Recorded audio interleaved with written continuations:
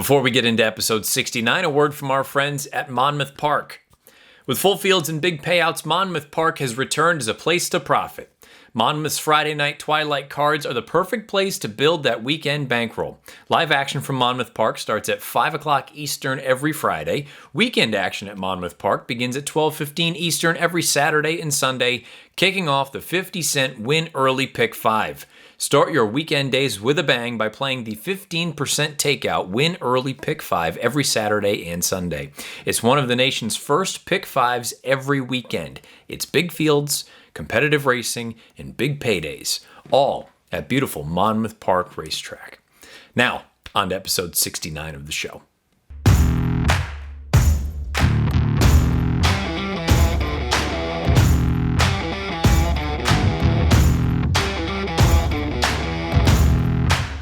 What is going down? This is the Matt Bernier Show, part of the In the Money Media Network. My name is Matt Bernier. You can follow me on Twitter at Bernier_Matt. This is episode 69 of the show for Monday, June the 7th, 2021. However you take this thing in, thank you for doing so.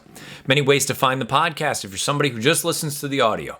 You don't want to deal with finding it and watching it and all that stuff. That's fine. That's how many of you listen to this. You have many ways to find it. Apple Podcasts, Spotify, SoundCloud, InTheMoneyPodcast.com, many other. Basically anywhere you listen to your podcasts, you can find this show and all the other shows available from In the Money Media. If you enjoy watching along with an episode like today's, where we're going to go back and watch the tape of the Belmont Stakes, and then I'll even show you a little bit about the final piece to this show. A little bit of handicapping involved because the Friday feature is back. You can head on over to YouTube in the search bar, Matt Bernier Show. You get this episode along with the 68 prior. And I basically just told you what we're looking at here for this week. We're going to go back and look at Belmont Stakes 153, the victory from Essential Quality. And then we're going to dive into the Friday feature. Belmont Park race number 7 this coming Friday. It's been a little while since we've been able to go into a Friday feature, but for good reason. The Triple Crown's been going on, and everybody's been on overload for that sort of thing. So, good time to reintroduce that to this show. So we'll go over that. If you have a selection and you want to be on the show next week, you need to leave your selection beneath the video player on YouTube. It's the only way I'll take any kind of a submission.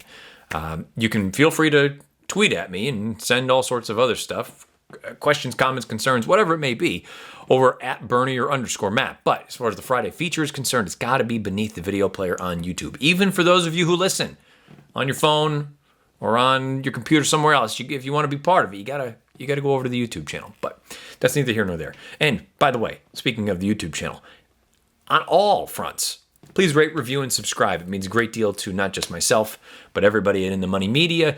Give us a thumbs up, thumbs down, whatever it may be. Any kind of interaction and feedback is always welcome because we're just trying to make things as good as we possibly can. And really, we just need to try to know what you all want because that's what this is all for. The more stuff that you want to hear or see, the better off we are because we can make better content for you. So that's that. As far as the undercard races from Belmont Park on Saturday, and I suppose we can even include Friday into that, if you have specific questions, leave them beneath the video player on YouTube or on Twitter at Bernier_Matt, and I can bring them back in a Q&A next week. But you're going to be able to find many people's opinions of all these other races, especially here on In the Money Media.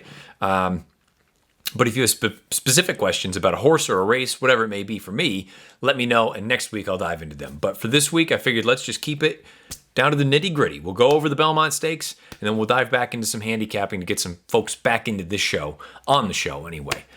So without further ado, let's get into Belmont Stakes 153, won by Essential Quality. The 1.5-mile test of the champion at Belmont Park on Saturday. It was the Grade 1 Belmont Stakes Essential Quality, no surprise. The morning line favorite, and he went off at odds of 6-5 when the gates popped. Just too short for my liking. Most likely winner by a long shot, I think, based on the way he had run in Louisville. And the fact that he's never not fired. Everybody loves a good double negative. Every time he's gone to the racetrack in the afternoon, he's run his race. So he made plenty of sense. I couldn't get behind 6-5 or 7-5, somewhere thereabouts, on a horse who going a mile and a half for the first time. There are other horses entering the race that look to be of comparable ability from a speed figure standpoint.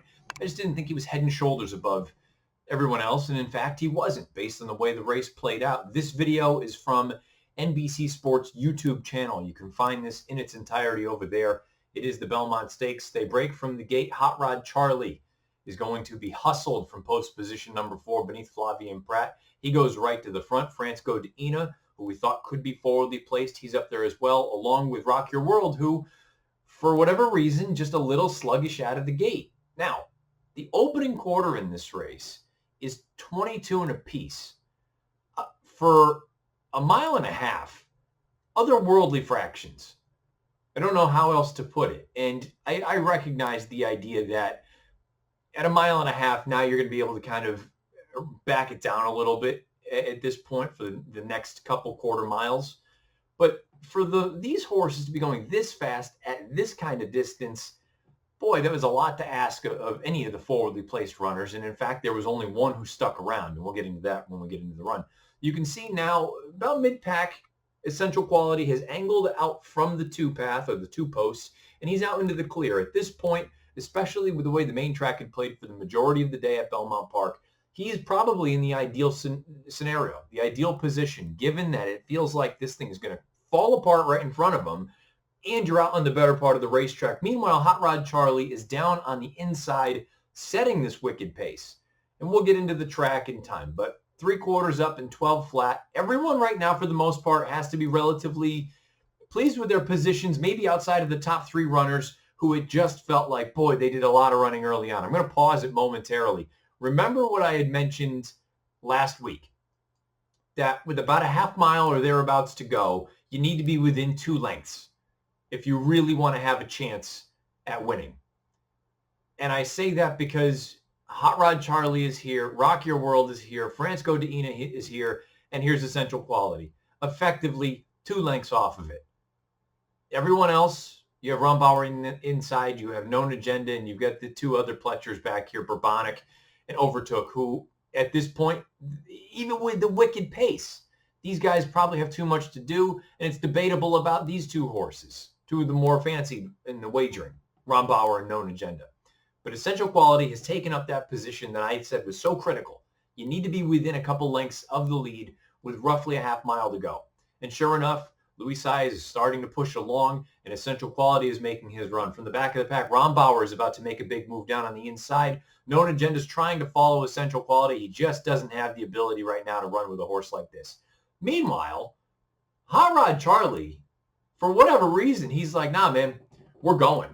We are not stopping. And I'm watching this thing live at Mohegan Sun, and I turned to Mike Mutnansky after the opening half mile because he liked Hot Rod Charlie. And I said, this sort of pace is how a horse like Bourbonic or Overtook ends up winning, because it's just going to come apart. There's no way that he can possibly last.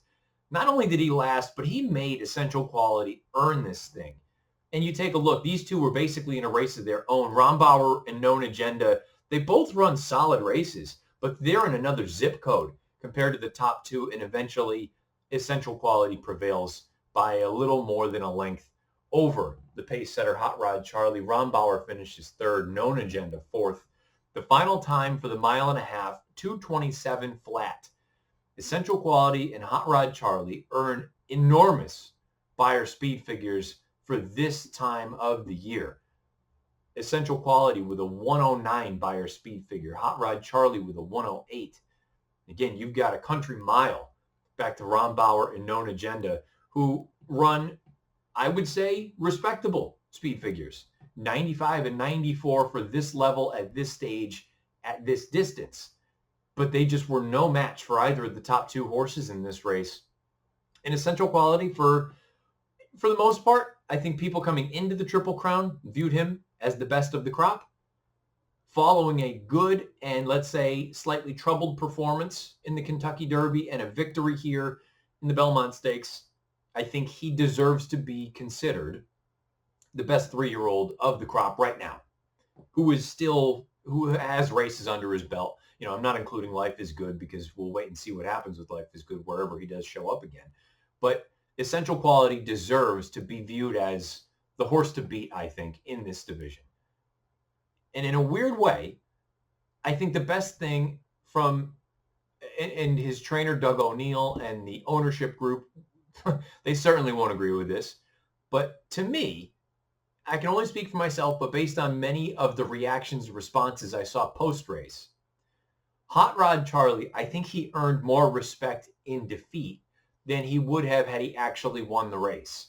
Because I'm sure had he won the race, the argument would have been, oh, well, see, he just went right to the front, and that's how Belmont Stakes winners run. And, and when we've seen a history of that in the past anyway. Boy, for him to put away the other speeds the way that he did.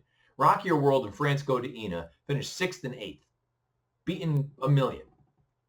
For him to go 22-3, 46-2, 12 flat for 3/4, and only lose by a length and a quarter to a horse who I thought, just when it came down to it, I thought Essential Quality was a better horse than Hot Rod Charlie. I talked about it last week on this show, that of the 5 win contenders, or the 5 horses that I thought were win contenders, I basically thought Hot Rod Charlie was the 5th of the 5, because I thought he had a pretty perfect trip in the Derby. I did think Hot Rod Charlie had the ideal running style for the Belmont Stakes. I just wasn't 100% convinced that off of a relatively smooth trip in the Derby, yes, he had a little bit of bumping and banging, but when you compared that to Essential Quality's trip, it was really difficult to make a case, in my opinion, that Hot Rod Charlie was the better horse, or the superior talent at this point to Essential Quality. And for him to run the way that he did, I thought was just unbelievable. Really bordering on unbelievable for him to continue on the way that he did. I've never been the giant Hot Rod Charlie fan, but I'll tell you what, I can't help but look at him and say, I don't care if he never wins another race. He's made a believer out of me, and he's made a fan out of me. I may not be picking him or betting him in any of the races that he shows up in, but how can you not have the utmost respect for a horse who goes out and does what he did on Saturday afternoon? And as I alluded to during the replay, it's debatable when you see how well he ran in the Belmont down on the rail and how Silver State won the Met Mile down on the rail.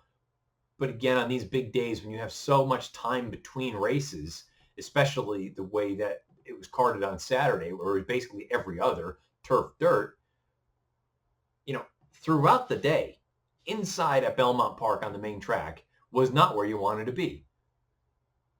Now, maybe it changed as the day went on and the track continued to dry out. It's possible.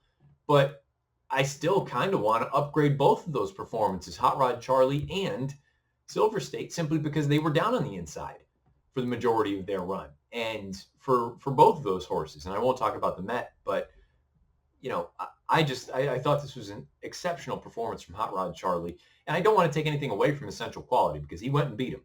He went and ran him down. But really the top 2, to put it into some sort of perspective, I mean, the 2 speed figures from a buyer standpoint that were earned by these horses in the Belmont Stakes, they're the fastest Belmont Stakes on the buyer scale in the past 10 years. Faster than American Pharoah, faster than Justify, faster than you name it. Any of the Belmont winners of the past 10 years, both of the top 2 horses on Saturday ran faster races than any of them had, which is astounding. And I would venture a guess, I've gone on record saying I think this is a pretty good little group of 3-year-olds. I had seen so many people say, this is a bad bunch. This is this is that. I would venture a guess to say you're not going to hear that anymore. When they're running speed figures that over the past 10 to 20 years are kind of unprecedented in a race like this. On the heels of both of these horses, I mean, these are horses who were capable of triple-digit buyers coming into it. Hot Rod Charlie, effectively, if you want to go back to that Louisiana Derby, we're splitting hairs between a 99 and a 100. His last 3 runs, 99, 100, 108. I mean, these are racehorse times. Essential Quality, that big race in the Bluegrass, comes back, runs a giant race in Louisville, comes back, runs an even more massive race. Is that a word? More massive? Massiver? More massive? In the Belmont. And to the point of, I really don't think Rombauer and Known Agenda ran that poorly. They were kind of in their own race as well. They were well clear of the latter four in the race. But they were, I mean, think about this. Hot Rod Charlie, more than 11 lengths clear of third, and he didn't win. That's bananas. It was just watching it. I thought, wow, this is a really good race. And then when you go back and you kind of take a moment to take a breath and you look at it again and say, Jesus, this was an exceptional performance from both of the top two, and respectable from third and fourth. All around, I thought the Belmont Stakes delivered. I thought it was a good field going into it, and I feel at least validated in that. I thought Known Agenda, and by the way, I still think Essential Quality was a bad bet at 6-5. That's my opinion. We could run the race again, and I would say the exact same thing. Most likely winner, I would say pretty clearly, Essential Quality. Terrible bet at, I thought he was going to be 7-5. Never mind, 6-5. He took a ton of late money because he was 2-1 for the most part. But that doesn't take anything away from the fact that when we just look at it from a performance, when we're analyzing the race itself, just an outstanding effort. And I would like to pose the question to those who said, when I and others mentioned that Essential Quality probably ran the best race in the Derby. Oh, no, he didn't. He hung. He was wide. Excuses. Come at me again with the idea of excuses when you saw what he did on Saturday. I again venture that we would not be hearing those, and those people will be quiet, and the people saying that this was a pretty crop, they'll probably be quiet for a little while now as well. As far as the rest of the field is concerned, Rombauer, I thought it was a fine effort. He was down on the inside. He made that pretty significant move, I thought, rounding the far turn before they hit the top of the lane. And he just kind of flattened out, which I'm not going to hold that against him. Back in 3 weeks, taking on a better field, out at 1.5 miles, I thought he ran really well, and he'll be an interesting runner to keep an eye on going forward, because I think you could see, I would just say I wouldn't rule out the chance that you see him on turf again at some point this year as a 3-year-old. I don't know if it'll be the Belmont Derby. It's not that quick. I mean, it's 4 weeks away, but I wouldn't rule out a turf try, put it that way. I don't know if they'll do it, but I wouldn't rule out a turf try again at some point here over the course of this year. Known Agenda, he ran back to his Florida Derby, which for me, a little disappointing. I expected a little bit more than that. But, if you take the top two out of the race, he's right there with Rombauer. He's only 3/4 of a length back. So wasn't a terrible effort. Wasn't a good effort either, though. Bourbonic, basically the bottom four. Overtook, didn't run well. Bourbonic, I suppose he ran fine, but not particularly. I mean, he's still just not an overly fast horse. Rock Your World and Francisco de Ina, I'm going to give both of them the benefit of the doubt. And I'm sure some people are going to sit there and, again, they're going to, I don't want to say it becomes an echo chamber, but Rock Your World, he's not that good. He's not that good. Well, or he got cooked by a ridiculous pace, emphasizing how unbelievable the performance from Hot Rod Charlie was. I'm not ready to just sit here and say Rock Your World can't run. I think that's ignorant. I think it's naive to say, based on him getting slammed and destroyed out of the gate in the Derby and him being up on a wicked pace after breaking a hair slow in the Belmont, that he can't run on dirt. I refuse to believe that. I need to see more for me to draw that conclusion. If you're so confident in that, good on you. But to me right now, that's a bit of, it's very reactionary. That's not, I don't think that's based on a lot of substantive ideas. And Francisco de Ina, they took a shot. I'm glad he was ridden the way that he was, and it sounds like, knock on wood, everything is good. I believe they're talking about they're going to go back to Japan and get him back to distances that are a little bit on the shorter side.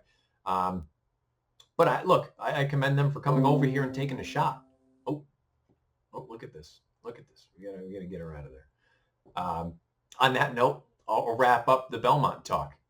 In general, I thought it was a phenomenal race, and I'm very much looking forward to seeing where these 3-year-olds continue on, whether it is the Haskell, which we've heard rumors about for horses like Mandaloon, even a horse like Medina Spirit, perhaps Hot Rod Charlie because he came out of this race so well. Essential Quality, maybe a Jim Dandy Travers sort of double from Saratoga. Rombauer, again, I'd love to see him back on turf. I'd love to see him on dirt again. And I think it's a good group of horses, and I'm going to be very interested to see where everyone goes from here. Let me know your thoughts beneath the video player on YouTube or on Twitter at Bernier_Matt about this year's Belmont Stakes, won by Essential Quality.